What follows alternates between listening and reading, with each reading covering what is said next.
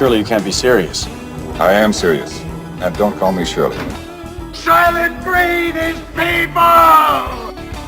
One morning I shot an elephant in my pajamas. How he got in my pajamas, I don't know.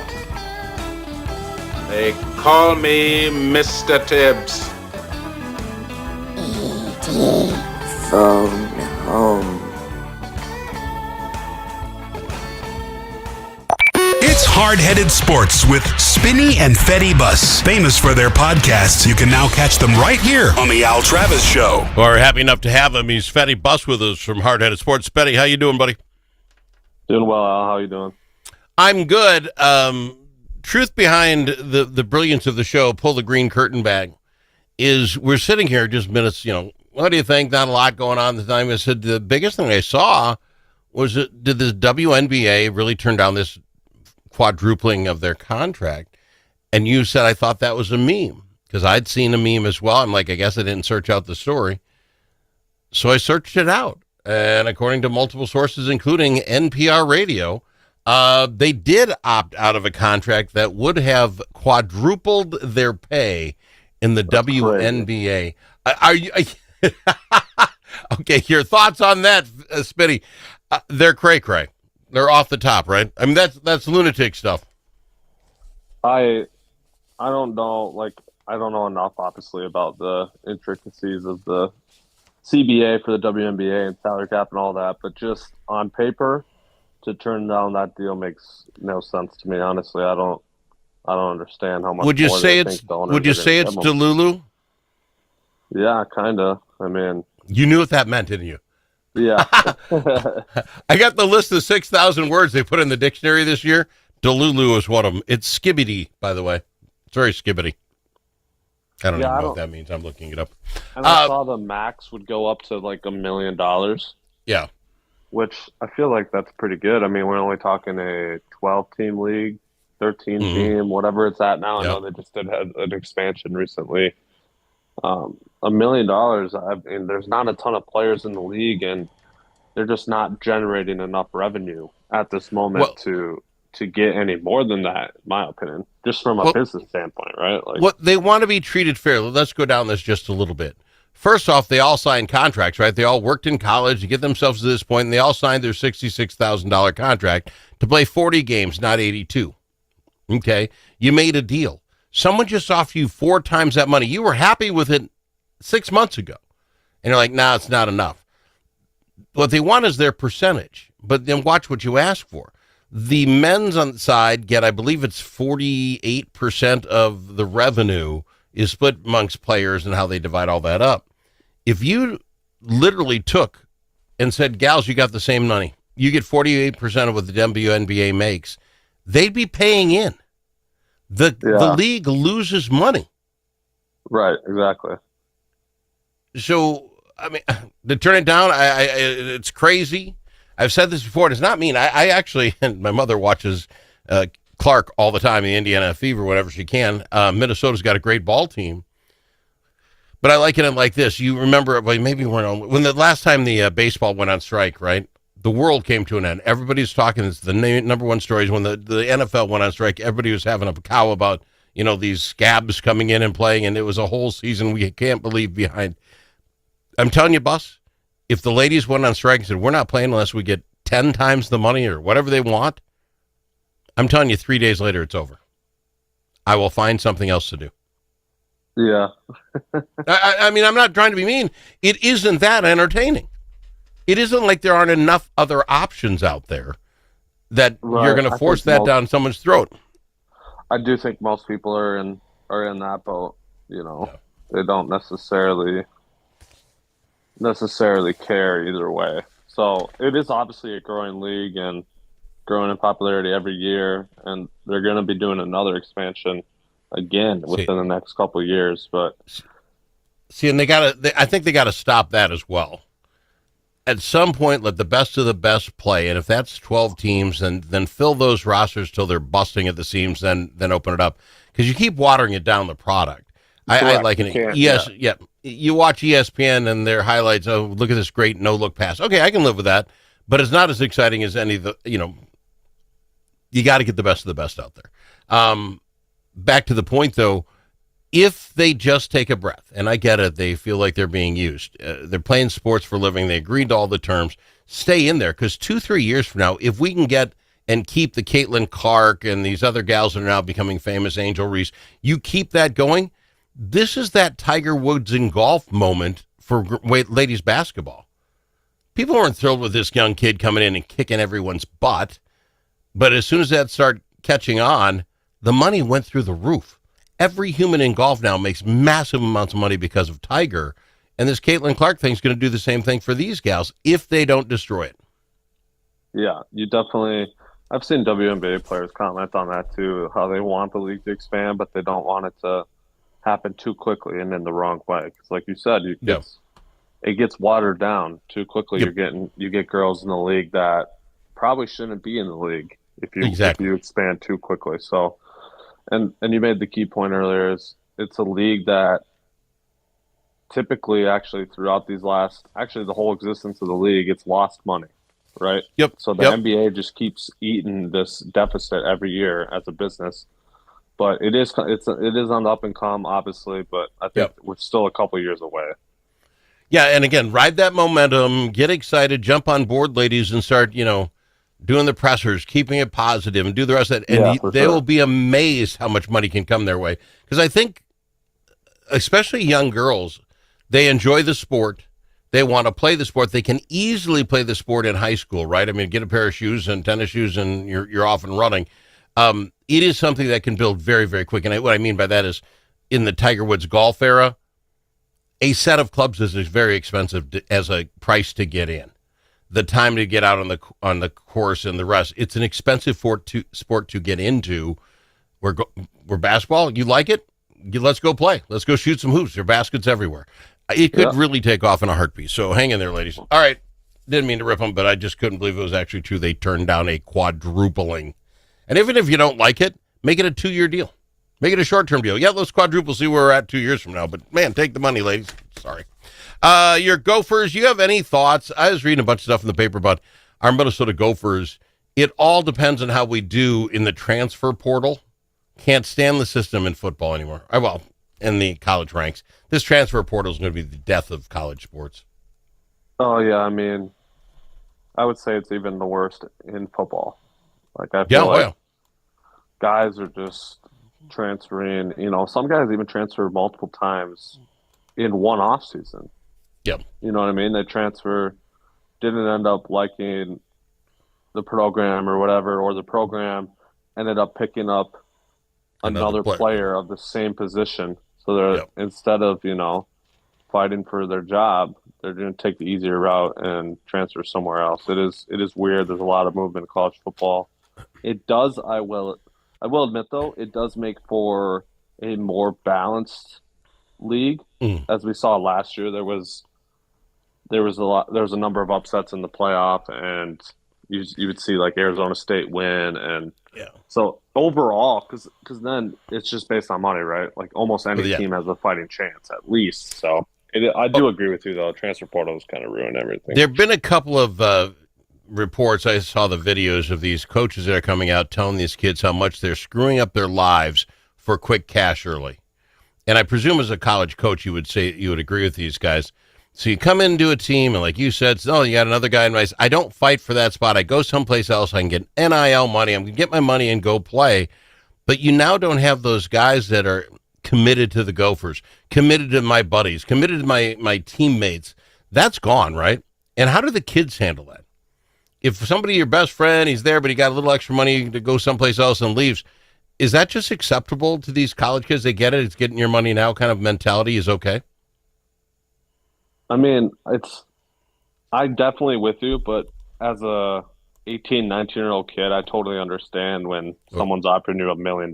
You know what I mean? Like someone offers you $1 million to play for your program. So, like, I get that aspect, too. It's like if I was 19 years old, someone was giving me $1 million to come play for them instead of the team I was playing for, you would obviously have to consider it.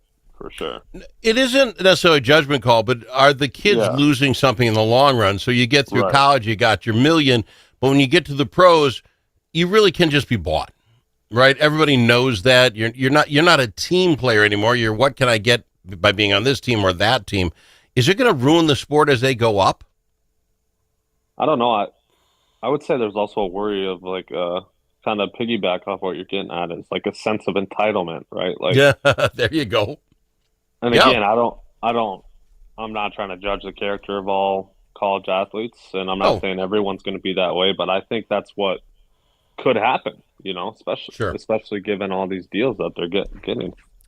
And then on the other hand, you go, why not? Why not let a kid be selfish, grab what he can? Because there's nothing, right? You get your $1 million to go to some school and play. You don't have no guarantee you're not going to bust your Achilles tendon or rip your knee out and you're done. And the football program is going to move on. They're not going to care. It's like, okay, that didn't work for us, and you're done. So I'm not necessarily against them grabbing their money, but I think it's going to change the mentality of what we thought sports was about, right? Teams, and we're here for 4 years. We're going to work together. Was it the Fab Five out of Michigan? That'll never happen again then. Right. These guys work together as brothers. So it's going to change it. But, like, again, with the amount of money in sports, to ask some kid not to grab his share of that to guarantee he's okay, it's hard to judge. Got to go to break. We'll be back after this with more. I've got him, Fetty Bus from Hard Headed Sports. This year, the magic is calling you like never before. Craft your own magic at the Wicked Wand Workshop and race for glory at the Ninja Warrior Challenge. Feast on hearty turkey legs and cheer on live combat jousts. There's something for everyone in our magical village. Bring your family, bring your friends, and create memories that will last through the ages. The Minnesota Renaissance Festival, weekends August 16th through September 28th. Don't miss the adventure. Get your tickets at renaissancefest.com. Think about it. Now that school's out for the summer, how are Minnesota students doing? Not very well. Minnesota ACT scores fell again last year and are the lowest they've been in 10 years.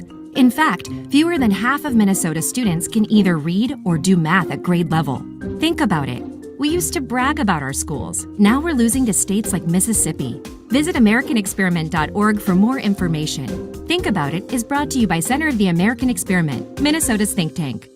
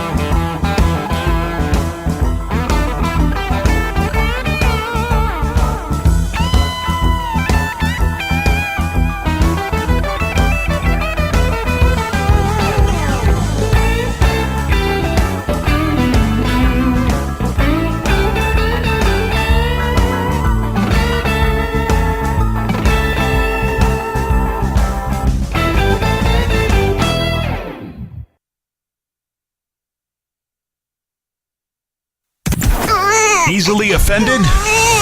The Al Travis Show is not for you. The Al Travis Show.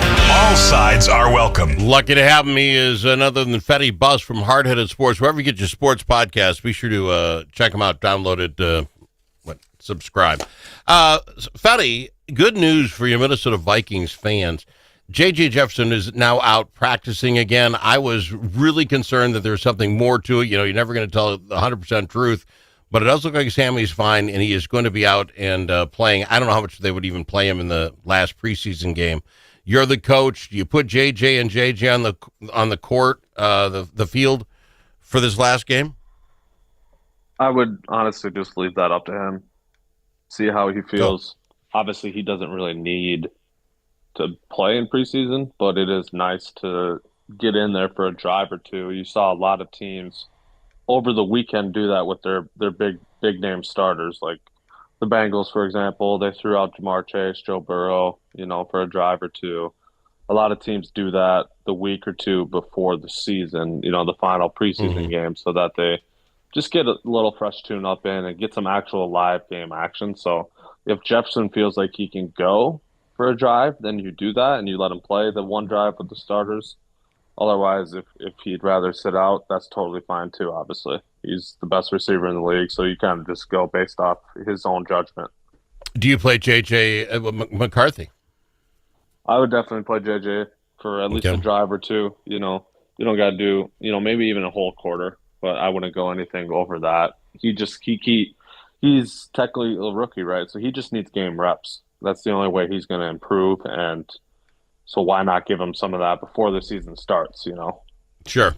All right, so those two played. You don't really care anything else? I mean, they're guys fighting to get on the squad. Where do you think Max Brosmer flies? He's had two stunningly good games, and people love the underdog Minnesota story. Don't you have to put him in at number 3 and get rid of one of the other two? I would assume Ripen's probably out the door at this point. Okay. It's tough. I don't know how they're going to do that. I think Sam Howell's proven enough as a spot starter, and even in his one season as a full-time starter for the Commanders, the highs were very high and the lows were very low, right? Like he had like 3,900 yards passing. He almost had 4,000 yards passing, plus 21 touchdowns. So he has some upside. So I don't think you want to get rid of that. Plus he's only like 24. Now, when I say the lows are lows, he had 21 interceptions too, right? So, but either way, I think he is a proven backup, and I think you want him for sure. And like you said, just the underdog story, the MN connection, I think Brosmer is probably going to make the roster. At least I would hope so. That's what I'm rooting for. Oh, really? Okay, I like that. I like it a lot. Because you know what you have with Ripen, right? Like he's been in the league for how many years? At least Brosmer's this like kind of relative unknown that could end up being better than what you think. Well, yeah, and by the time you get to the third quarterback, you're not expecting much, right? Hand off the ball, Let's get out of the way. And Max, because of Minnesota tie, this team, you take the coaches, you take the ownership, the Wolves, they've been giving Smith how many years in a row where you can take less money and continue to hang with it because it's a great Minnesota story. We love that guy, right? I think they jump on Max for nothing more than that feels good reason. Have him in that roster. If he's got to come in and hand off the ball, he can. If he got to do something else, maybe we get lucky. But by the time you're the third string quarterback, no one's expecting wins anyway. I think it's a feel good story. And Ripen, I'm sorry you lost because Max came up behind you. And he's not an NFL quarterback, but he's good for third string. Yeah, no, I completely agree with that assessment. All right, one last topic before we go. I don't know if you caught this, but you do much at Best Buy, you electronics guy?